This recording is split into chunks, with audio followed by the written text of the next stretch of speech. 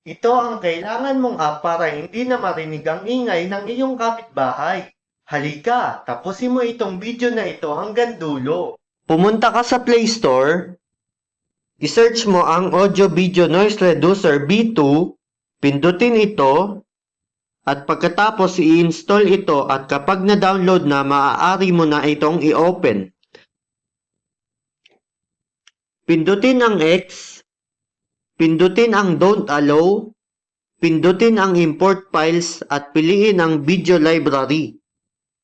Piliin ang video na gusto mong i-noise reduction. Piliin ang Don't Allow. Magantay lamang at makikita mo na ang magic. Pindutin ang Done. Ngayon, pindutin nyo muna yung Play Original para marinig nyo yung video nyo kanina. Sa nakikita nyo, katabi ko ang electric fan at ito ang aking boses kapag katabi ko ang electric fan. Kapag ginamit ko ang app, ito na ang boses. Ngayon, pipindutin na natin ang Play Noiseless. Titignan natin kung talaga bang nawala ang ingay. Sa nakikita nyo, katabi ko ang electric fan at ito ang aking boses kapag katabi ko ang electric fan. Kapag ginamit ko ang app, ito na ang boses.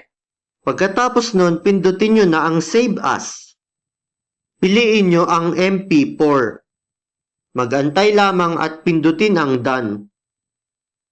Siya nga pala, kapag nauubos ang inyong balance, pumunta lang kayo dito sa 3 lines sa itaas, nasa left corner. Piliin nyo ang Get Free Balance at manonood lang kayo ng ads. Magantay lamang kayo at magkakaroon na kayo ng balance at maaari nyo na ulit iyong gamitin. Maraming salamat sa inyong panonood, pero maaari mo bang i-heart ang video na ito at pindutin ang follow button sa itaas upang updated ka sa lahat ng aking mga videos. Hanggang sa muli, paalam!